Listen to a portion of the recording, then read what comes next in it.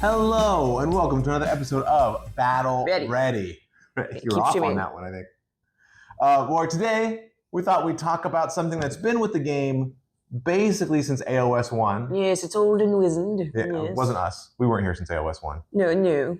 But we're here since AOS 2. That's something. Late AOS 2.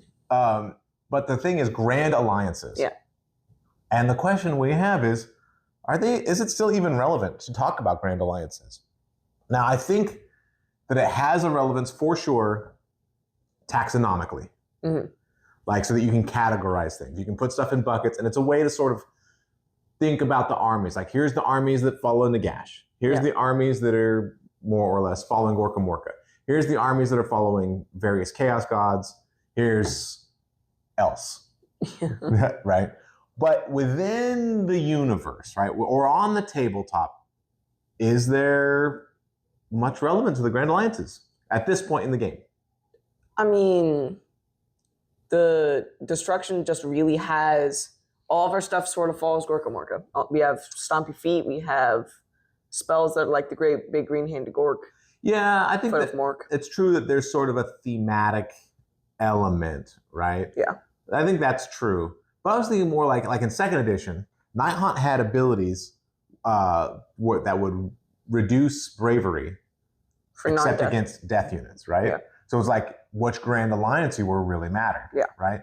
And now there weren't a ton of those abilities, but there were enough, right? The Stormcast had ones that were good against chaos and ghosts, right? The ghosts even had a special keyword, malignants, to separate them from other death units, right? And so it's like the Grand Alliance you portrayed or that you had really sort of had like pluses and minuses, right? And I feel like that is all gone. Yeah. I can't think, I mean, maybe there's a unit out there. Someone's going to put in the comments below, what about the such and such unit? Maybe there's a unit out there for sure. But I think with the indices, they're either all gone or so few remain. Yeah. Right? So few remain. And nothing jumps to mind for sure. So, is it relevant? And throw this on top of that, was it a good change to get rid of all that stuff? I feel like the answer is no. It's not. It's no longer relevant. I think the answer is no. That's sort of where I end up as well. I feel like, the game is just changing. On the tabletop, there's just no reason that you need to say, oh, I'm from Grand Alliance such and such. And I think because of that, there's been all this speculation about like, the first antagonist was chaos in first edition, and then second edition was death. So we're going through all these different Grand Alliances. And I just don't know that that's a valid way of looking at it. I don't think other than, like I said, to categorize things and to help you in your drop-down menus when you're trying to order models, right? Other than that, I just don't think there's a whole lot of oomph. I don't think there's a whole lot of reason to categorize people. I think you're right that there's a little bit of a theme, right? But it's really sort of a theme of what gods do they worship. Yeah.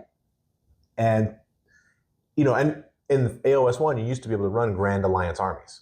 Oh, really? Yeah, where it's like Grand Alliance Destruction. I'm just going to throw in whatever destruction units I want. That's awesome. Just throw them on in there. Which I think for destruction thematically makes sense because you have the big walls and stuff, right? But you used to be able to do the same thing with death or even with order. And they would you would give up your army's battle trait in order to have the order battle trait. The order battle trait. And like death's battle trait was a 6-up ward, I think. It's the only one I can remember off the top of my head. But like they each had one. And then you could sort of just mix and match and throw whatever you wanted. That sounds like really cool. I don't know that sounds really cool. That sounds really hard to balance. And you're going to end up with armies that are like way too powerful. Maybe not because you run out of you lose all your battle traits. Yeah. So maybe not. But I guess it's not something I'm interested in. But if you're interested in that, I mean, could be cool. I'm sure people were, right? People played that way. So, but I think you're right. I think that now the relevance on the tabletop is just gone. Especially because you can have Grand Alliances fighting each other. Yeah. It makes perfect sense when Manfred wants to fight what's this? Nagash. The Mortark of Delusion. The Flesh Eater Courts. Right? Ushran. It's fine when the Caradron want to shoot the Sylvaneth. It makes total sense when Archaon and his followers go up against Tzeentch, right? It's like there's in-world reasons why all these factions could be fighting. Yeah. So yeah, I don't know.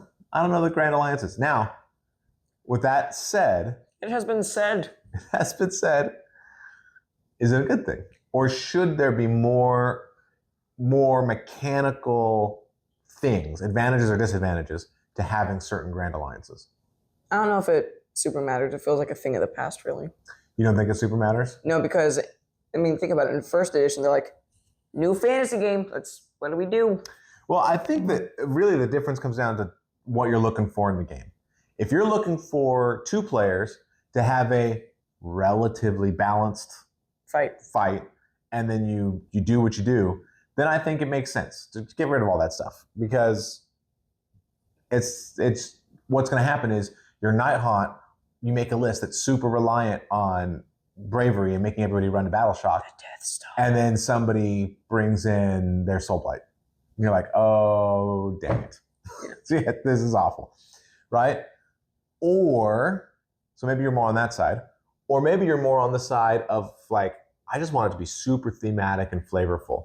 Give me back those castigators that specifically attack Nighthaunt, right? Give me back these units that are like anti-chaos units or anti-order units or whatever, so that I can make lists that, yeah, maybe they do okay against most places, but like my list, my headcanon is I have a bunch of witch hunters that are extra good against killing chaos or whatever. And then you make an army like that, and when your friend rolls up with his corn army, you're like, yes, time for me to shine. Yeah, or we specifically know what army they have. Oh yeah, then you build against it. Because most people only have one, and they build specifically against it.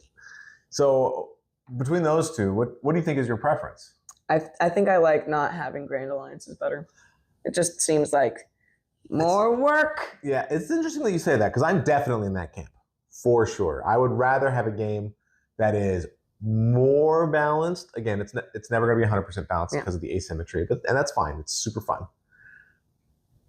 Than to have a lot of fiddly stuff, or to have stuff that's in my army but only matters once every 4 games. That racks up points. Right. So, yeah, I'm more in that. But I would have thought that you would have been more in the thematic, give me the flavor type stuff. Yeah, but it's just like Grand Alliances don't do stuff anymore. They never have really. What if you're like, oh, we're really against death. We kill ghosts. Then I make a list that just sounds cool, like it would kill ghosts, but I don't need like to pick every anti-death thing. Or what about you pick an army, right? And it's like they get a +1 to rend except against destruction. So it's like they're normally pretty good. So instead of being okay, but really good against one alliance, they're normally pretty good, but they have a weakness. That would also be cool, but against like, well, 1 in 4 games, your guys are going to be terrible. Yeah, so I agree. I'm like, that's my feeling. It's just like, you know, I don't feel like it's that amount of swinginess. I feel is not worth it. It doesn't make the game better. It'll make that one game feel good. Yeah. And then all the rest of the games, you're like, And it can feel bad too, because presumably you're paying points for this extra ability, right? And then you fight somebody who is a different Grand Alliance, and all of a sudden you paid a lot of points for nothing. Yeah. Right? So it makes your army weaker, unbalanced. Yeah, I definitely agree. I like a lot of flavorful rules. I think that we could probably see a little bit more of that in 4th edition. Yeah. Maybe we'll see more in 5th, right? So 4th sort of stripped it down, and then maybe 5th will build on that a little bit. It's so weird that they're already planning 5th edition. Oh, I'm sure they are. Yeah, they've probably already got the starting armies set out, and they were already working on the models, designing them and everything. That's insane just how fast they move. They do stuff really early. I wonder if it makes sense to do it as early as they do it and just have warehouses of stuff just sitting around. Seems like you'd want to not have stuff just sitting around, inventory, for that long. But I'm not Games Workshop. I don't know. I just buy stuff. I just buy their toys. I just buy the toys. I buy the plastic war dollies. That's what I do. No manly man toys. That's right. There are no manly man toys. We're only plastic war dollies. No. So anyway, let us know in the comments below your thoughts. One, do you think Grand Alliances are still relevant at all on the tabletop? I think there's a relevant for categories. I think you're right that there's some relevance for lore. Mm-hmm. But on the tabletop, is there any relevance? And should there be? Should there be? Should there be more units that are like particularly effective against certain types of things? Mm-hmm. Because maybe, you know, probably if you're just playing with your friends, those all seem bad. But maybe, hey, at tournaments, maybe Iron Jaws are just killing it. Maybe they're just winning all the tournaments. Finally.